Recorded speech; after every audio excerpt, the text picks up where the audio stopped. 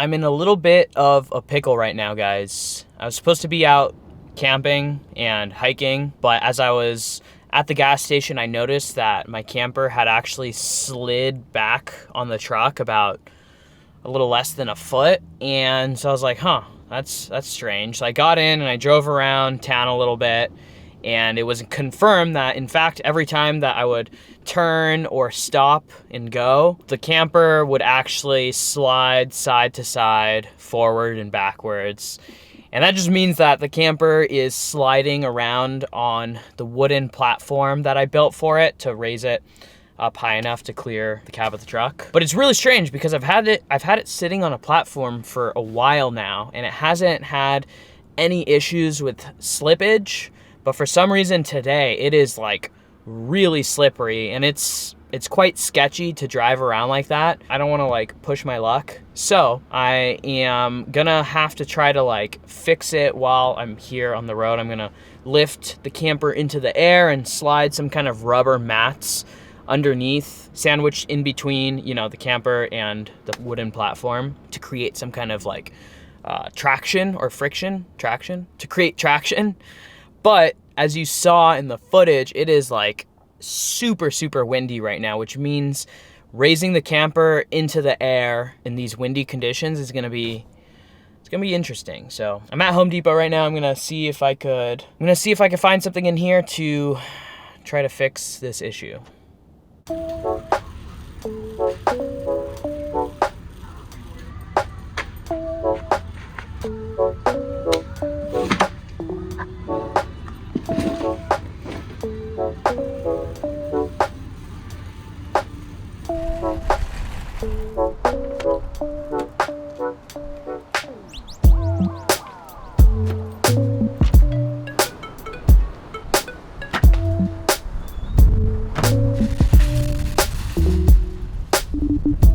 All right, I've secured the materials.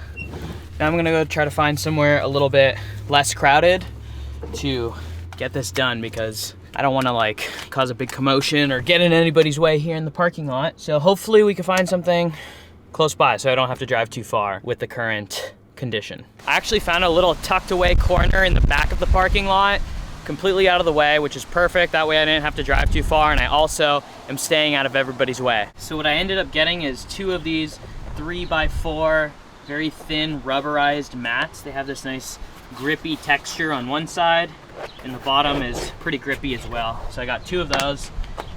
And I also got these wooden blocks. I had them cut them off of a 4x6 because my jack legs actually aren't long enough to lift the camper high enough. So these just give them a little extra reach.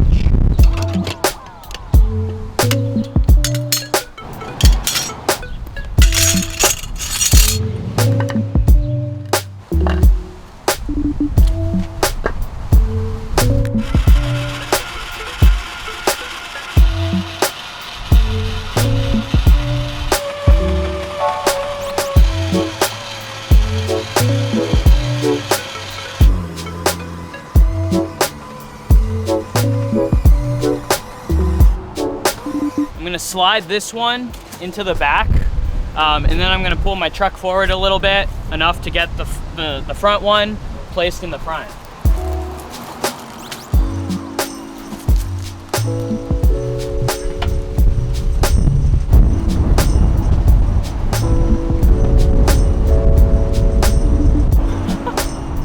All right, that one's good.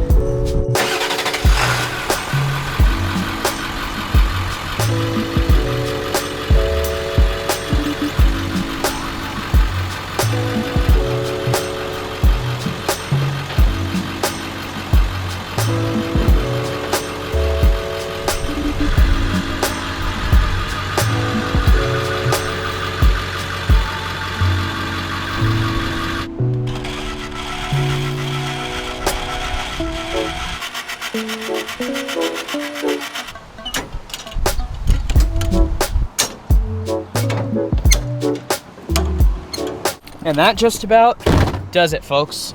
Fingers crossed that that worked. This actually ended up being a really good spot to work on it. It was very low key. Nobody was staring or anything. I didn't get asked to leave. So in that regards, it was a success. Now we just gotta test it out, drive around and see if the camper keeps sliding. I don't think it should, knock on wood, but there's only one way to find out.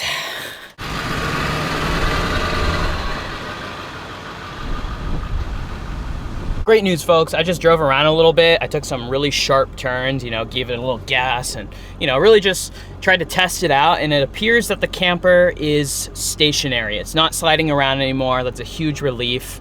I know there's probably some people who are like, why didn't you just tighten down the tie downs a little bit? Wouldn't that hold it in place? And it probably would have held it in place, but you don't want the tie downs to be like super tight, because if they are, then every time I turn, especially if the camper wants to slide, that means that there's 2,000 pounds of camper tugging in every which direction on the tie down points. Eventually those tie down points are not gonna be so secured and they could very well break off. But anyways, glad that we got that all taken care of. Now it's unfortunately pretty late in the day and I can't really go do any hiking, but I will go do some camping in the area that I was originally intending on camping. Honestly, I am quite relieved that that worked, because when it first was happening, I was like, I don't know what I'm gonna do.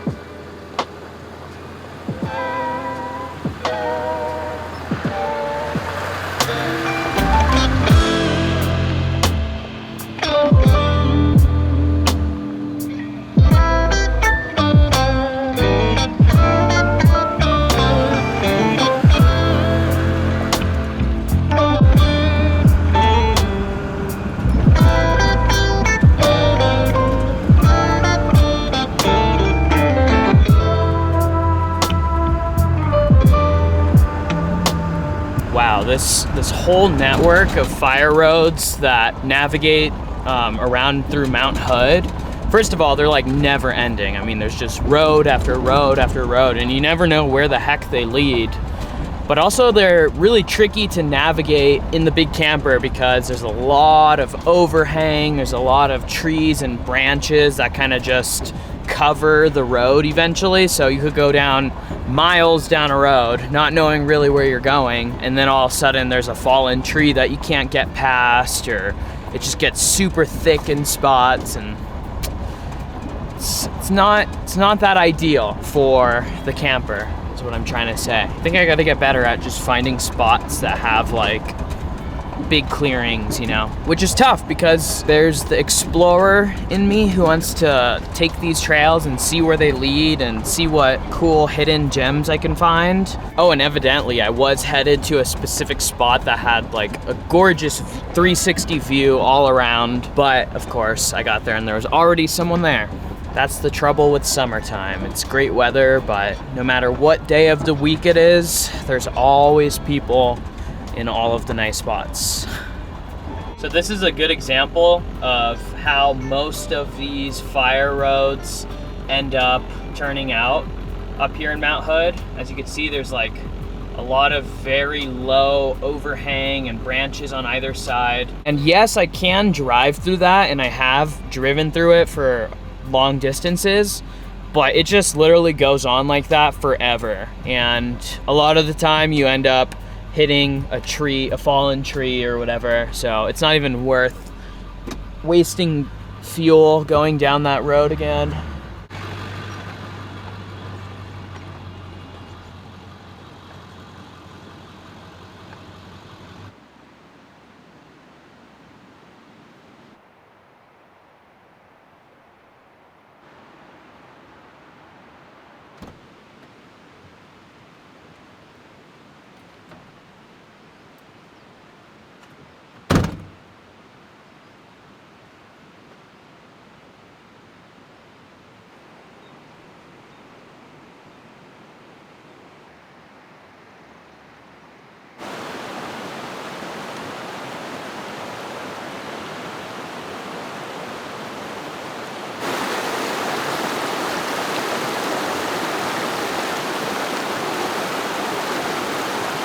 What an absolute mission that was to find a spot. I was literally driving around since leaving Home Depot for like, I don't know, 3 hours or so. And before that, I was driving for like an hour and a half. So long day of driving that amounted to me getting not very far from home. That's all right. Check out the gorgeous spot. Pretty prime spot, pretty prime spot.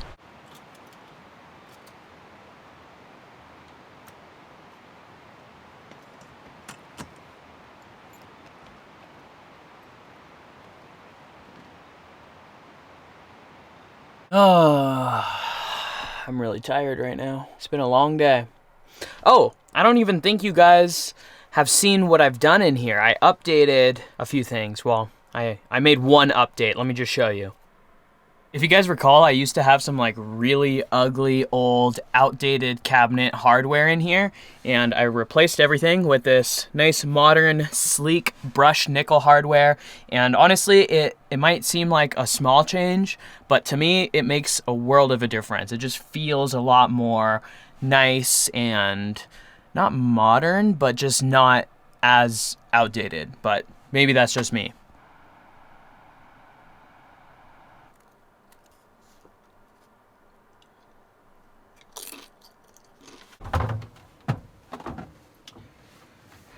I'm stealing one of Tessa's ciders. Don't tell her. Just kidding. You're probably watching this, Tessa. Thank you for the cider. Cheers.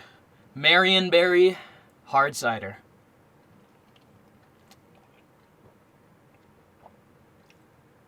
I don't know about you guys, but hard cider is really good. I know in a lot of places in the US outside of the Pacific Northwest, the only hard cider that you could get your hands on typically is like Angry Orchard or whatever, which is, it's not the best. If you ever get the chance to have actual like craft cider, which is very popular here in the Northwest, I would highly recommend it. It's really good, really refreshing, perfect for summer.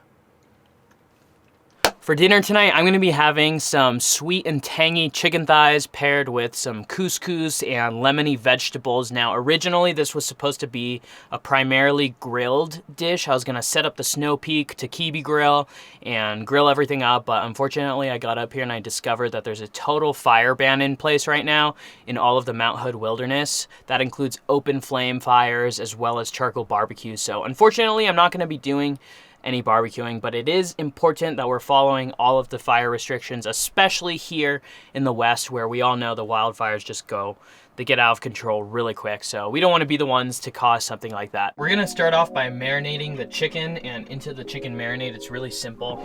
We're gonna be putting garlic powder, onion powder, paprika, apple cider vinegar, sugar, and salt, of course. I've been getting some comments from people lately about this salt jar that I've been using, and this is called the Salt Keeper by Smithy Ironware Co. It's made in this beautiful walnut wood, and it's highly functional. It's even got this like really nice logo on there. I got it on huckberry.com if you're interested. Link will be in the description box down below. Into the marinade, we're gonna put 1.5 tablespoons of sugar. We're also gonna put just over 1/8 of a cup of apple cider vinegar, about 1/2 tablespoon of salt, 1/2 tablespoon of onion powder, 1 teaspoon of garlic powder, another one of paprika, and a little bit of olive oil.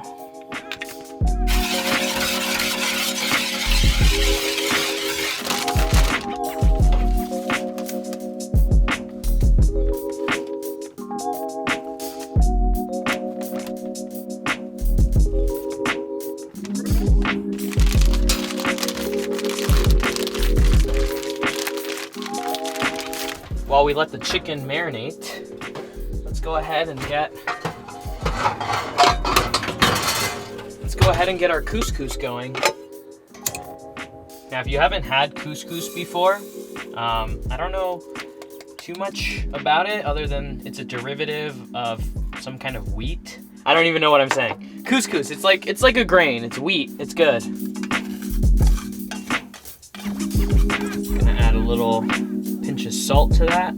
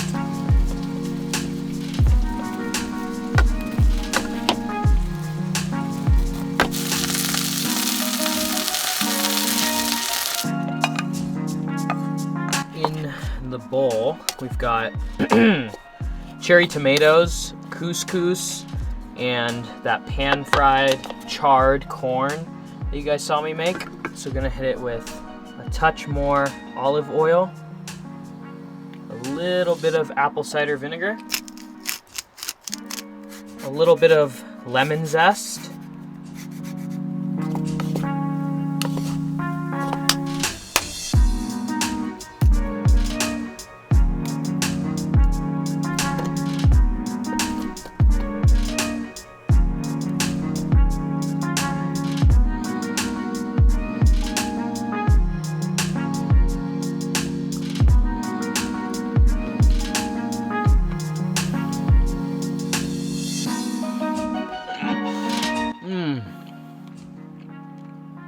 This looks so good. I mean, the chicken tasted phenomenal.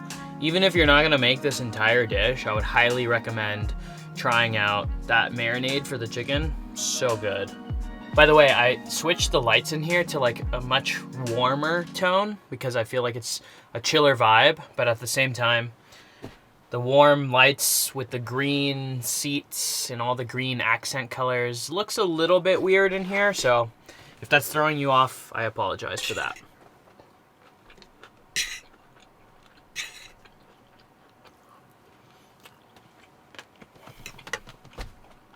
Oh my gosh, guys. That has beautiful flavor. It's so fresh and summer-esque and just so good, so good. The couscous with the vegetables just complements the sweet, tangy, vinegary chicken wonderfully. It's a very well-rounded dish. One thing I would suggest if you have a camper or a van or whatever type of mobile dwelling, at least this is the way I do it. I always pre-wipe everything with paper towels. Now I know that might seem a little bit wasteful if you have a sink, but hear me out here.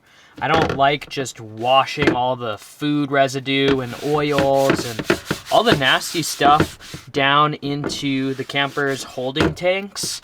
It's not running water, like it's not like actual, sewage or city water lines or whatever. So things could get pretty nasty in there and things could start smelling, which I don't want. So I always just give everything a pre-wipe down. That chicken was greasy. It was splattering oil everywhere.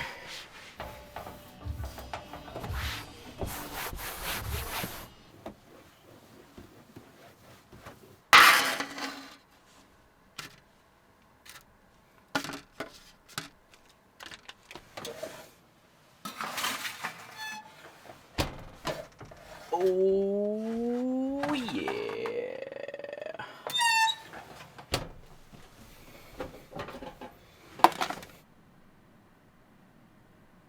You guys are gonna think I'm a little bit foolish, but I bought these pretty spontaneously at the grocery store when I was walking down the aisle. I saw them and thought, oh, I have an oven in the camper, that sounds good. But I didn't get any milk.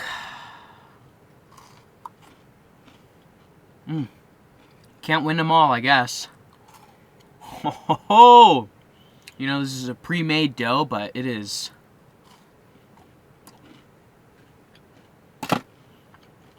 very yummy. And no, I'm not gonna eat all of these. At least I don't plan on it.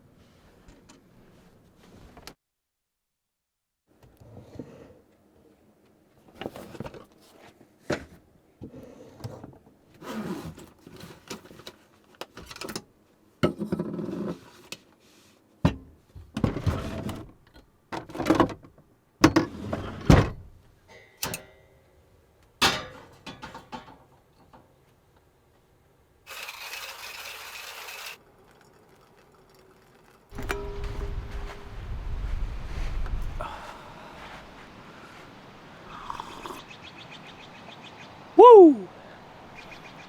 Man, it is quite bright and warm already outside today. I suppose I should just take it in.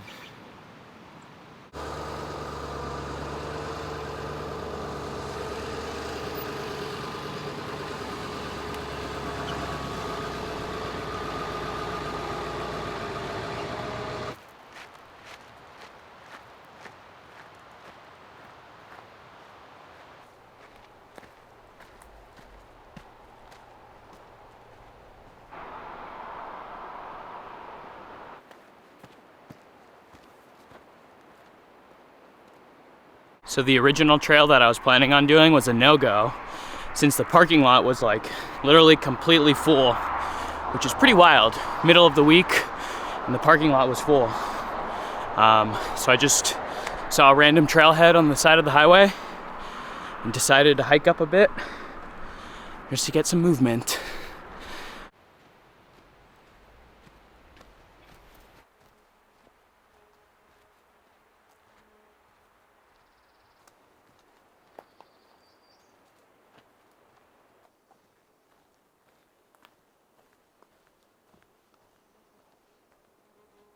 Check out this log. You guys think there's some kind of animal digging into the log to maybe get some insects like ants or termites or whatever inside? Or was this just the work of a human?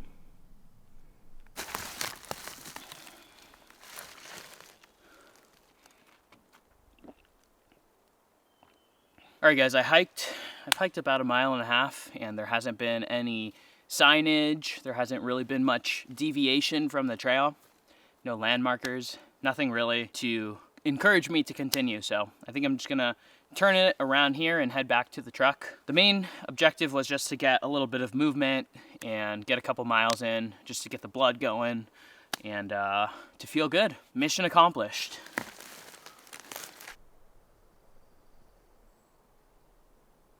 As we descend back towards the truck, I just want to talk about something that I thought of while hiking here, and that's in regards to something that happened earlier in the video with the whole having to take the camper out of the truck bed in the parking lot.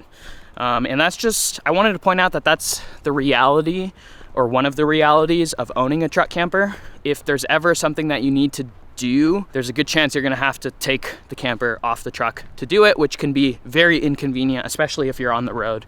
Now, my old camper had these leaky hydraulic jacks that I wouldn't even bring with me because they were so leaky and heavy and just nasty to use.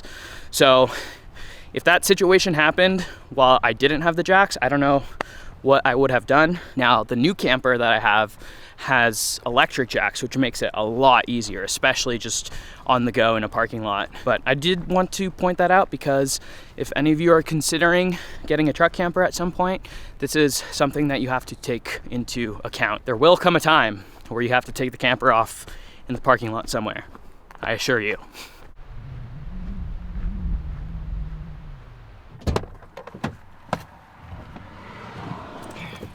And that is a wrap for this one. Thank you guys, like always, for watching. You guys go out there, go on some adventures of your own. Live life. Beat the status quo. Y'all know the drill. Enjoy the rest of your day, and I will see you very soon in the next one. Peace. This is the...